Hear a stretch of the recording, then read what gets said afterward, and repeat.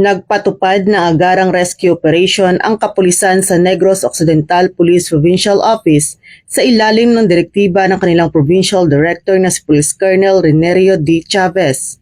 Katuwang ang Local Disaster Risk Reduction and Management Office sa Negros Occidental ng 19 ng Hulyo taong kasalukuyan. Layunin ng operasyon na mailigtas ang mga residente na apektado ng matinding pagbaha na dulot ng Bagyong Kising na nagdala ng malakas na pag-ulan at pag-apaw ng mga ilog.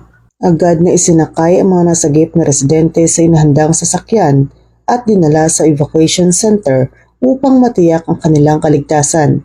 Kabilang sa mga iniligtas ang ilang pamilya mula sa mga mababang lugar na unang sinalanta ng pagtaas ng tubig.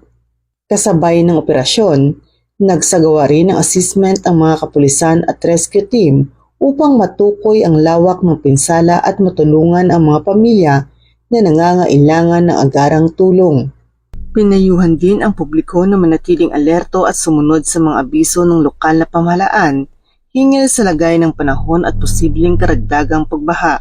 Nagbigay ng paalala ang kapulisan ng Negros Occidental Police Provincial Office at LDR-RMO na huwag bumalik sa kanilang mga tirahan hanggat hindi ligtas at laging dalhin ang mga pangunahing pangangailangan gaya ng pagkain, tubig, gamot at flashlight kapag kailangang lumikas.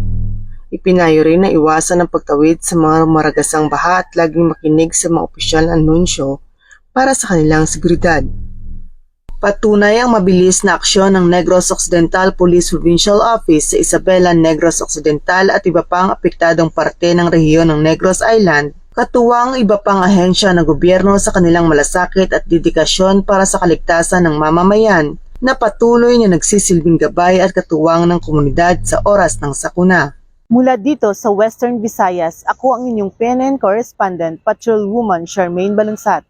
Alagad ng batas, tagataguyod ng Balitang Pulis.